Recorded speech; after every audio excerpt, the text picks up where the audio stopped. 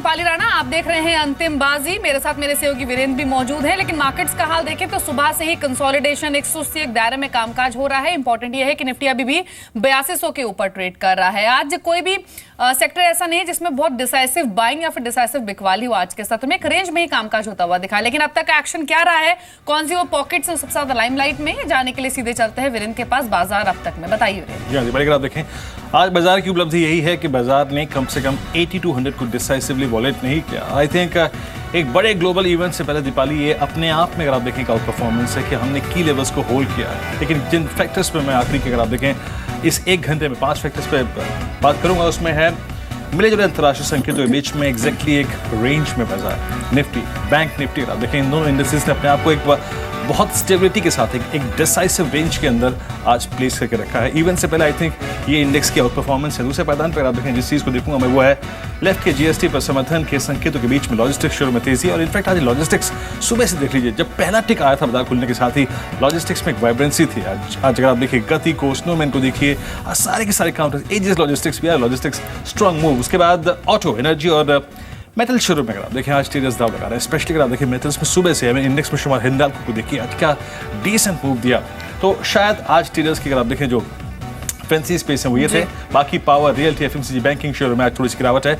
I think गिरावट नहीं कहूँगा वैसे साइडवेज। आई थिंक कहीं ना कहीं तो अगर आप देखें थोड़ा बहुत कैश को प्रॉफिट पे कन्वर्ट करेंगे ट्रेडर्स। और चुनिंदा एग्री और केमिकल शेयर में आज खरीदारी। लेकिन सबसे क्रिटिकल फैक्टर आई थिंक इस बड़े ग्लोबल इवेंट से पहले हम किस तरीके से अपने आप को 8150 और 8250 की ट्रैजेक्टरी में प्लेस करके रखते हैं दीपाली। बिल्कुल, लेकिन आज के सेशन में जिस तरह से अभी हाइलाइट्स आपने देखी भी, ऑटो और बैंकिंग स्टॉक्स, पावर स्टॉक्स में बहुत ज्यादा एक्शन नहीं। ऑटो स्टॉक्स इनफैक्ट परफॉर्म करे, ऑटो एंसिलरी शेयर में भी अच्छी मोमेंटम बना हुआ है।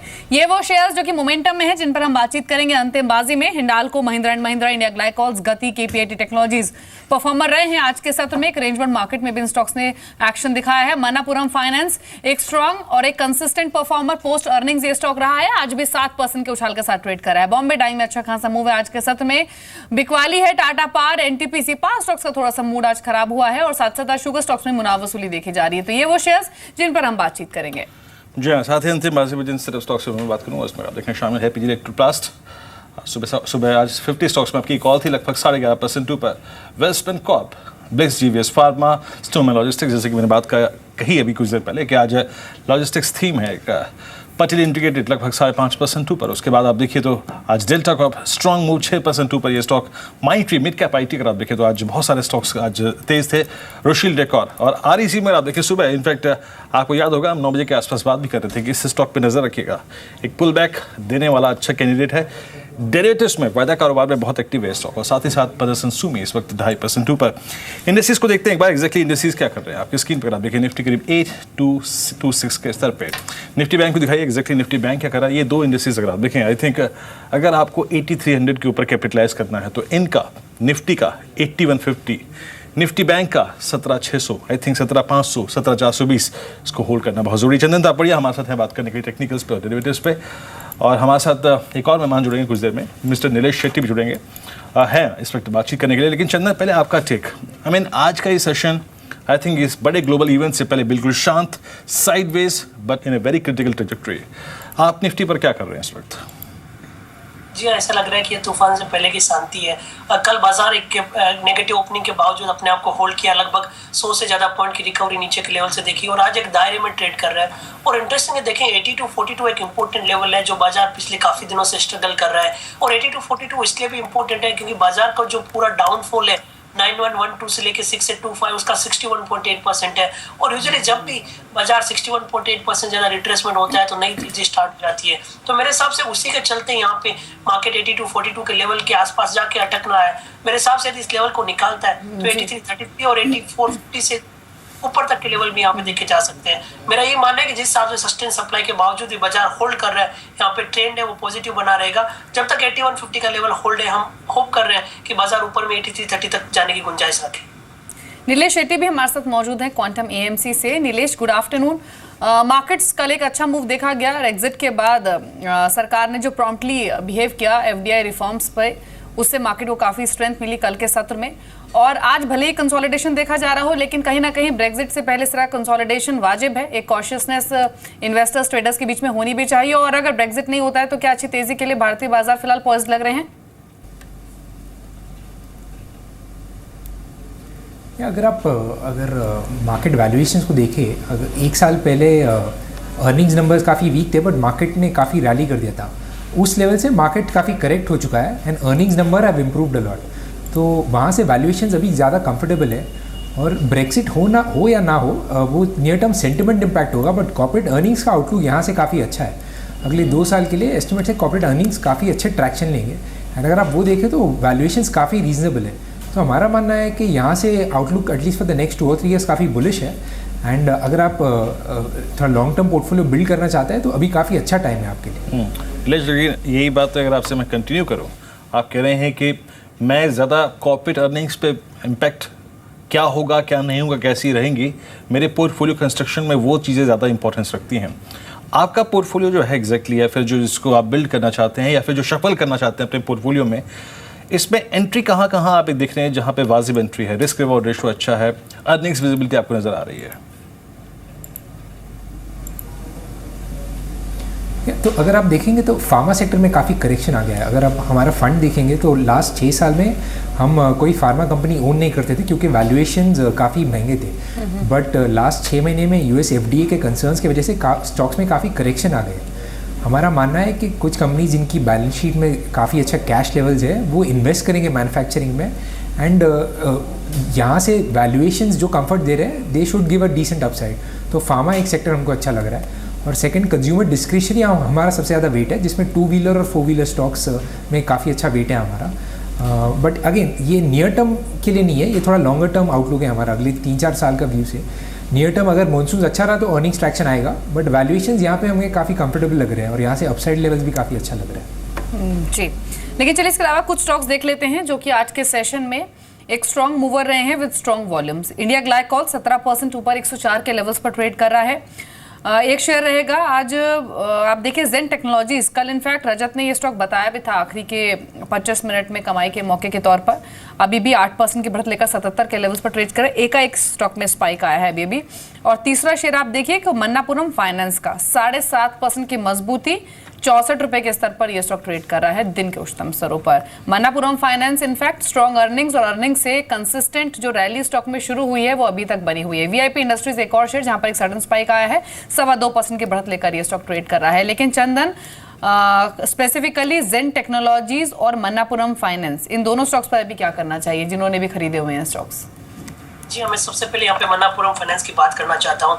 देखिए, हम इस स्टॉक पे काफ़ी ज़्यादा पॉजिटिव है और मेरा मानना है कि यहाँ पे बड़े मूवमेंट देखे जा सकते हैं। स्टॉक ने कुछ दिन पहले यहाँ पे काफ़ी अच्छा पैटर्न बनाया था, लगभग 3 साल के कंसोलिडेशन में एक हेड एंड शोल्डर बना था और उस पैटर्न का ब्रेकआउट हुआ है। तो इतना बड़ा कंसोलिडेशन ब्रेकआउट और स्ट्रॉन्ग पैटर्न क्लियरली इंडिकेट कर रहा है कि लगभग 40 से 50% तक के मूवमेंट यहाँ पे पोजिशनल बेसिस पे देखे जा सकते हैं। स्टॉक ने लगभग 38-39 के आसपास से ब्रेकआउट दिया और वहां से लगातार ऊपर की चाल दिखा रहा है। मेरा मानना है इमीडिएट बेसिस पे 70 रुपए और पोजिशनल बेसिस पे 85 तक के टारगेट भी यहाँ पे देखे जा सकते हैं। और अभी 57-58 का लेवल है, वो कंफर्टेबली होल्ड करता हुआ नजर आएगा। तो जैसा आपका जो मन्नापुरम फाइनेंस है, trading as well as investment दोनों ही तरह से यहाँ पे एक बेहतर पिक हो सकता है। जैसा टेक्नोलॉजी की आप बात कर रहे हो तो मेरे हिसाब से ये कंसोलिडेशन हो रहा है, काफी अच्छी तेजी देख सकता है। अब ये काउंटर ऊपर में 980 निकलेगा तभी इसमें नई तेजी के मूवमेंट आएंगे। जी आई थिंक एक जेनसा टेक्नोलॉजीज 967 पे दिवाली ने जेन टेक्नोलॉजीज का जिक्र किया था। खैर आगे बढ़ाते हैं चर्चा को। इस बीच कुछ काउंटर्स देखते हैं, अगर आप देखें जहाँ पे सडन स्पाइक है, स्टॉक्स एकदम से अगर चल रहे हैं। लेट्स टेक वीआईपी इंडस्ट्रीज, लगभग 110-70 के स्तर पे 2% ऊपर। जरा प्लीज़ एक बार वीआईपी पे फिर आइए, 6 मंथ चार्ट्स पे दिखाइए। आई मीन इस पुल बैक का, इस स्ट्रेंथ का, इस एकाएक चलने का कोई रिलेवेंस है भी कि नहीं है? आई मीन क्या डेली चार्ट्स पे या फिर वीकली चार्ट्स पे क्या लग रहा है? यहाँ पे देखिए, अगर आप देखें एक हल्की सी स्लोपिंग डाउनवर्ड चैनल थी, अप्रैल मई जून हल्का सा स्लोप करा नीचे इसने, लेकिन उसके बाद थोड़ा सा निकलने की शायद तैयारी कर रहा होगा। ये रही बात वीआईपी की। अगला स्टॉक देखिए जरा, यहाँ पे अरविंद का जिक्र किया था इनफैक्ट मैंने स्क्रीन पर। यहाँ पर भी एकदम देखिए sudden spike, stock day high पर लगभग 10 रुपये ऊपर। ये इंट्राडे है, जरा एक बार प्लीज़ क्वार्टरली चार्ट्स पे आ जाइए फटाफट और देखते हैं कि एग्जैक्टली क्या इंपॉर्टेंस है इस मूव की। दोनों मोर और लेस अगर आप देखें दोनों सेम थे। और तीसरा स्टॉक मैं और जोड़ना चाहूँगा, आई थिंक वो बिल्कुल डिफरेंट है इन स्टॉक से, वो है let's take REC, rural electrification corporation, आज करीब 171 के स्तर पे, मैंने अपने डिस्कशन में शामिल किया था सुबह भी इसको। मैं 2-3 स्टॉक्स रखे REC since it's a part of derivatives. Chandan, इसमें आज आप बिल्डअप देखिए जरा, अगर आप वायदा कारोबार को देखें तो आज करीब 14,82,000, इसमें सबसे अच्छा रिवॉर्ड है चंदन। 3 कैंडिडेट्स रखे मैंने आपकी स्क्रीन पे, VIP, REC और अरविंद, क्या पिक करेंगे आप? यहाँ सबसे पहले मैं यहाँ पे अरविंद का जिक्र करूंगा। लगभग 15% का ओपन इंटरेस्ट यहाँ पे देखने को मिला है और ये जो पॉजिटिव मोमेंटम आया है एक कंसोलिडेशन के बाद में आया है और आज का जो वॉल्यूम है वो भी काफी इंटरेस्टिंग है। और देखिए आज से 4 सप्ताह पहले 325 के लेवल के आसपास हर्डल लेके कंसोलिडेट हुआ था और उस लेवल को पार करने के बाद यहाँ पे 340 तक कमी मूवमेंट देखे जा सकती है। और आज जो अग्रेसिव बिल्टअप हुआ है और दूसरे सारे जो टेक्सटाइल काउंटर्स में बाइंग आ रही है, मेरे को लग रहा है कि ये बढ़त बरकरार रह सकती है। तो अरविंद एक बेहतर पिक हो सकता है जो एज पर द टेक्निकल और डेरिवेटिव्स डेटाबेस काफी स्ट्रॉन्ग लग रहा है। अब दूसरे काउंटर REC लिमिटेड की बात करें, लगभग 4% का ओपन इंटरेस्ट हो गया और ये counter risk reward ratio wise काफी अट्रैक्टिव है। बट ओवरऑल देखिए ये काउंटर एक थोड़ी सी तेजी के बाद डन हो जाता है, वो एक चिंता का विषय है। बट अभी फिलहाल के यदि प्राइस लेवल को देखें जिस हिसाब से 50 डे मूविंग एवरेज के ऊपर होल्ड कर रहा है, 167 का सपोर्ट लगा के ऊपर में 180 तक के लिए इसको ट्रेड किया जा सकता है। VIP इंडस्ट्री जो नॉन FNO काउंटर है, इस काउंटर में भी देखिए एक मल्टीपल सपोर्ट के आसपास काउंटर ने बेस बनाने की ट्राई की है। हालांकि मोमेंटम अभी मिसिंग है, बट ये 113-14 यदि निकलता है तो 120 तक के रास्ते इसके लिए ओपन हो जाएंगे। तो यहाँ पे सबसे तवज्जो मैं ज्यादा अरविंद को दूंगा, उसके बाद REC और उसके बाद VIP। तीनों ही काउंट काफी अच्छे स्ट्रक्चर है और इनफैक्ट इन तीनों काउंटर में BTS ट्रेड भी किया जा सकता है यदि किसी को 1.5 से 2 का मूवमेंट कैप्चर करना है तो। जी चलिए एक बार एविएशन और डिफेंस स्टॉक्स का हाल देख लेते हैं, क्योंकि कल आखिरी के घंटे में ये दोनों ही स्पेस काफी स्ट्रांग मूवर्स रहे थे FDI का न्यूज फ्लो आने के बाद। आज कल की तेजी थोड़ी सी कह सकते हैं सुस्त पड़ी है और एविएशन स्टॉक्स तो दिन के निचले स्तरों पर ही ट्रेड कर रहे हैं, 2.5% नीचे इंडिगो, स्पाइसजेट में भी 1.25% की कमजोरी है। वहीं अगर डिफेंस स्टॉक्स का हाल देखें तो कल का स्ट्रांग परफॉर्मर रहा ये पूरा स्पेस, आज थोड़ा सा सुस्त हुआ है और एक कह सकते हैं नेगेटिव बार सा ज्यादा स्टॉक्स ट्रेड कर रहे हैं। लेकिन FDI के न्यूज फ्लो के बाद वॉइसेस यही है कि इससे GDP ग्रोथ में एक अच्छा खासा इजाफा देखा जाएगा और इसी पर बातचीत हुई DIPP सेक्रेटरी रमेश अभिषेक से, जिसमें उन्होंने कहा कि FDI के नए नियमों से 10% की GDP ग्रोथ हासिल करने में मदद मिलेगी। एक एक्सक्लूसिव बातचीत हुई उनके साथ जिसमें उन्होंने कहा कि लोकल सोर्सिंग के नियमों में ढील से एप्पल समेत कई बड़ी कंपनियों को फायदा होगा। क्या कहा उन्होंने, सुन लेते हैं। FDI को लेकर सरकार ने अपने मार्केट खोले हैं और अब सरकार इंडिया जो है अब FDI इन्वेस्टमेंट के मामले में दुनिया की सबसे ओपन इकोनॉमी हो गई है, प्रधानमंत्री ने भी ट्वीट किया। क्या इसका फ़ायदा होगा, खासकर हम जॉब्स की बात करें, क्योंकि इसमें कहा गया है कि जॉब्स काफ़ी क्रिएट होंगे, 10% के GDP ग्रोथ भी हासिल करेंगे।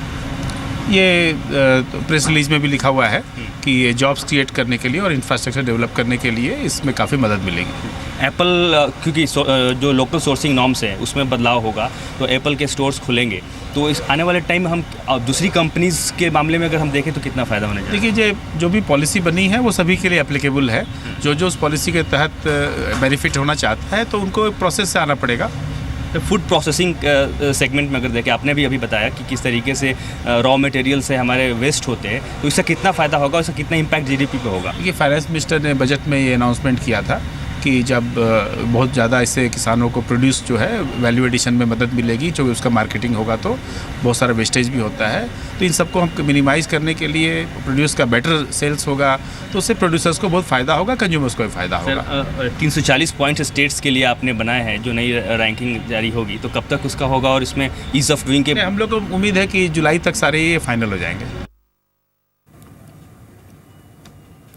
चलिए अब आगे बढ़ते हैं। इनफैक्ट एक बार मैं जरा टॉप ट्रेड काउंटर्स की श्रेणी में आता हूँ। इस बीच हल्का सा बाजार अगर आप देखें 15 अंक नीचे करीब 8223 क्लस्टर में है। एक बार जरा टॉप ट्रेड काउंटर्स की श्रेणी में ये जहाँ पे सबसे ज़्यादा वॉल्यूम्स हैं, इस क्रम में आप देखिए चौथे पाँचवें पायदान पे आ जाता है। इनफैक्ट रिलायंस कम्युनिकेशन सुबह से अगर आप देखें इसी रेंज में है, सुज़लॉन 1760 सुबह से इसी रेंज में है और एक आप देखिए मन्नापुरम फाइनेंस लगभग 7% ऊपर 6390 पर। ये इसके ट्रेडिंग करियर का, इनफैक्ट मैं थोड़ा सा और आश्वस्त होकर बात को बोलना चाहूँगा। जी हाँ, 3 साल का 4 साल का नया हाई है। 2011 में ये इस रेंज में हुआ करता था। लेकिन चंदन, लॉ ऑफ ग्रेविटी जो होता है ना वो हर जगह अप्लाई होता है। कहाँ जाके अप्लाई होगा नहीं मालूम मेरे को, लेकिन अब क्या अपने प्रॉफिट्स को कैश में कन्वर्ट करना चाहिए यहाँ पर, या फिर एटलीस्ट पार्शियल प्रॉफिट बुकिंग? देखिए मेरे हिसाब से हम काफी पॉजिटिव इस काउंटर पे, और जिस हिसाब से प्राइस पैटर्न बन रहा है मेरे को लग रहा है इसमें मोमेंटम बरकरार रहेगा। हालांकि इस काउंटर में लगभग 40-50% के रिटर्न पिछले कुछ सप्ताह में मिल चुका है, बट अभी भी मेरा मानना है कि तेजी बरकरार रहेगी। बेहतर रहेगा आप पोजीशन को ट्रेल कर लो, और यदि आपने क्वांटिटी ऑलरेडी 50-55 के आसपास ली है तो थोड़ा बुक करे तो भी बेहतर रहेगा, क्योंकि स्टॉक मार्केट में पार्शियल प्रॉफिट बुकिंग या ट्रेलिंग स्टॉप लॉस सबसे बड़ा प्रॉफिट का जरिया है। ओवरऑल काउंटर पे पॉजिटिव है, बट यहाँ आप 58-59 के आसपास ट्रेल करें या पार्शियल प्रॉफिट बुक करके आगे की पोजीशन को कैरी करें।